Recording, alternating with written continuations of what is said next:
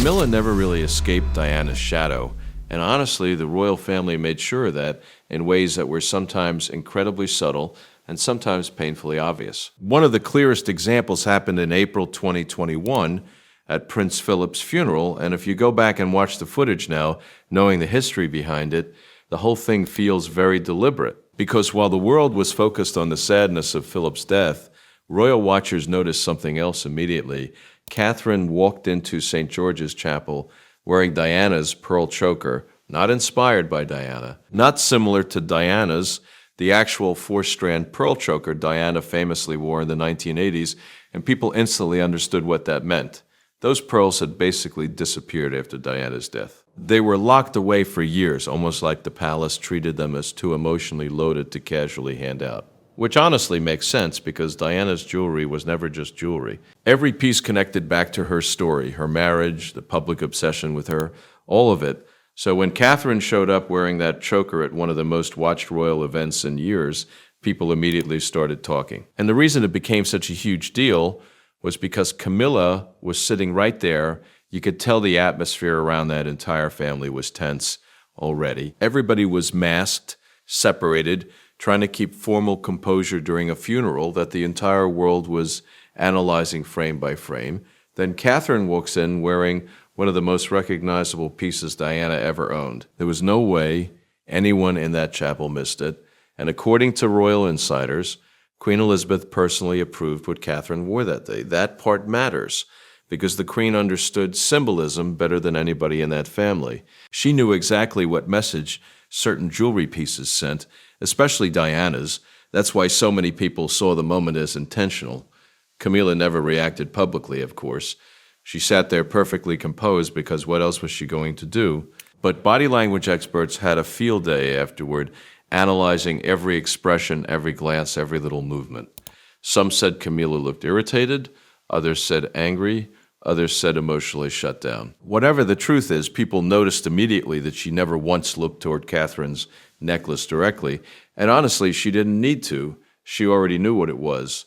But the thing is, that funeral moment did not come out of nowhere. The tension over Diana's legacy had apparently been building quietly inside palace walls for years, especially when it came to titles, jewelry, and who represented the future of the monarchy. A lot of people forget that after Camilla married Charles in 2005, she technically could have used the Princess of Wales title.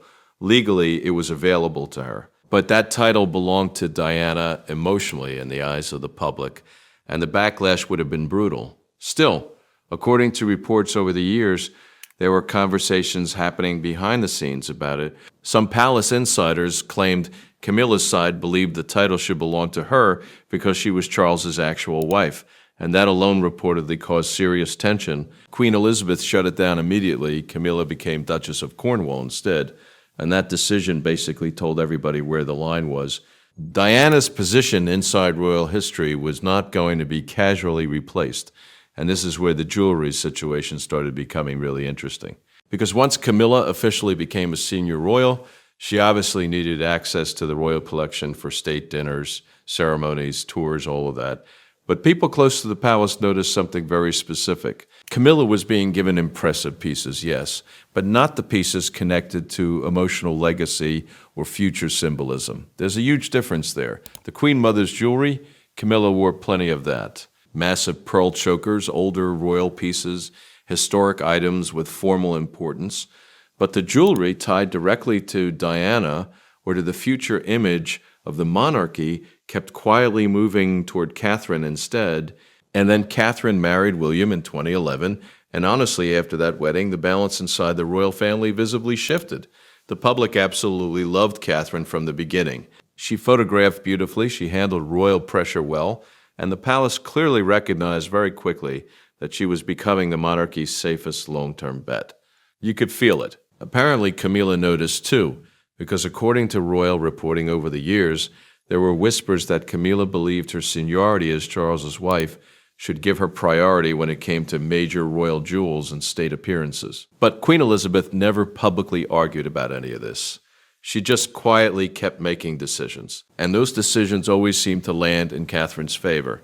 After Catherine and William got married, The jewelry choices coming from Queen Elizabeth started feeling less random and a lot more strategic. That's when royal watchers really began noticing a pattern. Every time there was a major event, a diplomatic reception, an important portrait, or some huge public moment, Catherine kept ending up with pieces that carried serious emotional weight inside the monarchy. And meanwhile, Camilla was still technically outranking her in certain ways at the time. That's what made the whole thing so interesting. One of the biggest examples people still talk about is the Nizam of Hyderabad necklace. This is not just another royal necklace sitting in a vault somewhere. It's considered one of the most valuable and iconic pieces in the entire royal collection. Cartier made it in 1947, and the Queen received it as a wedding gift from the ruler of Hyderabad. Queen Elizabeth wore it during some of the most recognizable portraits of her early reign. The necklace basically became attached to the image of the young queen herself. So whoever wore it next was always going to send a message, whether the palace admitted it or not, and Queen Elizabeth handed it to Catherine, not Camilla. That happened in 2014 during an official gala, and people inside royal circles immediately understood the symbolism. The Queen was attaching Catherine to the visual future of the monarchy in a very public way. Honestly, when you look back at it now, it almost feels obvious what Queen Elizabeth was doing. Camilla was important, yes, but she was never really viewed as the long-term face of the monarchy. William and Catherine were. The Queen seemed fully aware of that reality years before anybody openly said it, and apparently Camilla noticed the imbalance too. There were reports that she started openly admiring certain pieces around palace staff and during private conversations, almost testing boundaries a little. Seeing what she could gain access to, then came the situation with the Cambridge pearl brooch, and this one honestly feels incredibly personal. Because unlike the giant tiaras and famous necklaces, this brooch was deeply connected to Queen Elizabeth herself. She wore it constantly for decades, Christmas broadcasts, daytime engagements, portraits, public appearances. It became part of her image in the same way certain handbags or sunglasses become associated with celebrities. According to royal stories that circulated later, Camilla once quietly asked whether she could wear it for an upcoming engagement. The Queen never directly answered her. Then later, Catherine appeared wearing it for the first official joint portrait of herself and William. That portrait immediately became one of the defining images of the next royal generation. And again, people noticed because this is what Queen Elizabeth kept doing. She rarely confronted anyone publicly. She almost never explained herself. She simply moved pieces around like signals. The same thing happened with Queen Alexandra's wedding necklace, which carries enormous significance because of its connection to the Princess of Wales title. That title had already become emotionally untouchable after Diana. The necklace originally dated back to the 1800s and eventually passed into Queen Elizabeth's possession after the Queen Mother died, and then it basically vanished into the vault for years. Camilla never wore it, Catherine did. She wore it during a Buckingham Palace state banquet in 2018, while Camilla attended the exact same event, and honestly, that alone told people everything they needed to know about where the Queen stood emotionally. Because by then, the pattern was impossible to ignore. Anything connected to Diana's legacy, to future queenship, to emotional continuity inside the monarchy, kept ending up with Catherine. Anything ceremonial but emotionally safer seemed to go toward Camilla. At some point, Charles reportedly started pushing privately for Camilla to receive more recognition and access to certain pieces, which honestly makes sense. From his perspective, she was his wife. She was carrying out royal duties. Of course, he would want her treated accordingly.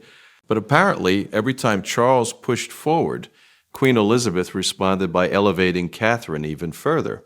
And the deeper you get into these stories, the more obvious it becomes that the Queen wasn't just distributing jewelry. She was deciding who represented permanence. Then things became even more personal, because the most emotional piece in this whole story might actually be the Edinburgh wedding bracelet. And unlike the giant public jewels, this one carried private family history attached to it. Prince Philip created the bracelet using diamonds from a tiara owned by his mother, Princess Alice. Her life was deeply tragic and complicated. She suffered enormously, was institutionalized, separated from her children, and eventually gave up almost everything she owned.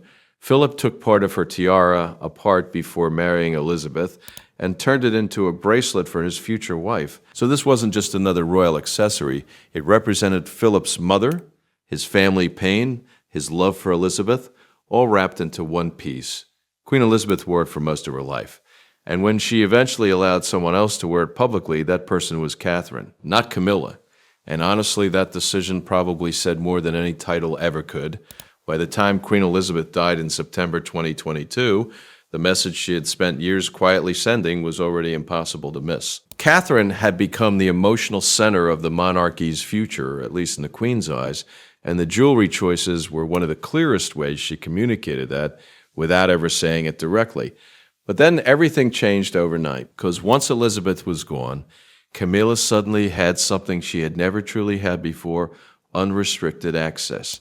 For nearly 2 decades, people believed she had been carefully managed when it came to the royal vault. She wore important pieces, absolutely, but there always seemed to be invisible boundaries around what she could and could not touch. After the Queen's death, those boundaries disappeared immediately. And honestly, you could tell. One of the biggest moments came when Camilla wore the Greville Emerald Kokoshnik tiara to a diplomatic reception at Windsor Castle. That tiara had basically been hidden away for decades. Queen Elizabeth almost never touched it publicly. The piece itself is enormous, diamonds everywhere, giant emerald in the center, impossible to ignore. But it also came with controversy because of the complicated history surrounding how certain aristocratic jewels moved across Europe after the Russian Revolution. Elizabeth clearly understood that history and seemed cautious about bringing attention back to it. Camilla wore it anyway. And within hours, royal commentators were discussing all the uncomfortable historical questions that the Queen had apparently spent years avoiding. That's why the moment became so interesting. To some people, it looked like Camilla finally reclaiming access to pieces she had been denied for years. To others, it looked like proof that Elizabeth's restraint around certain jewels had actually been deliberate for a reason. Then came another moment people would not stop talking about. At a major state banquet in 2026, Camilla arrived covered in historic royal jewelry, multiple bracelets, major sapphires, large statement pieces stacked together very visibly. It felt intentional, like she wanted the room to understand she now had full authority inside the royal collection. And then Catherine walked in, wearing the lover's knot tiara, just that, no overload of jewels, no dramatic stacking, just Diana's iconic tiara sitting on her head like it belonged there naturally. And honestly, the second Catherine entered, all the attention shifted immediately. That's the thing about the lover's knot. It is emotionally bigger than almost anything else in the vault, because Diana made it legendary. People still associate that tiara with some of the most famous images ever taken of her. The photographs are burned into public memory. Forever, Queen Elizabeth understood that completely, which is probably why she made sure Catherine became the next person strongly associated with it. And whether people like Camilla or not, this is the uncomfortable reality she has had to live with for years. No amount of access to the vault changes emotional public attachment. It just doesn't. Camilla can wear larger diamonds, she can wear rarer pieces, she can technically access almost everything now. But Catherine walks into a room wearing one Diana-connected item and instantly becomes the focus because the public already emotionally accepted her in that role years ago. That difference matters. And according to royal insiders, there's technically nothing formally stopping Camilla from requesting many of the pieces associated with Catherine right now. That's the part people find fascinating. Queen Elizabeth apparently never left detailed written instructions assigning everything permanently. A lot of it operated through understanding, tradition, and quiet palace agreements rather than official documents. So legally speaking, Camilla could push harder if she wanted to, but realistically she probably never will, because at this point the symbolism would completely backfire. Taking pieces strongly associated with Diana or Catherine would not suddenly transfer public affection onto Camilla. It would probably do the opposite. It would reinforce every criticism people have made about her for years. And honestly, I think Queen Elizabeth understood that from the beginning better than anybody else. That's really what this entire story comes down to in the end. The jewelry was never only about beauty or status. It was about emotional legitimacy inside the monarchy, who the Queen trusted, who she believed represented continuity, who felt natural carrying certain pieces into the future. Camilla received power, titles, access, and eventually the crown beside Charles. Nobody can deny that. But Catherine received something harder to manufacture: emotional inheritance. That's why those moments kept landing so strongly with the public. The pearls at Philip's funeral, the lover's knot tiara, the private family pieces connected to Philip and Elizabeth's marriage. None of it felt random. Queen Elizabeth never publicly explained any of these decisions. She didn't need to. She let the jewelry speak for her.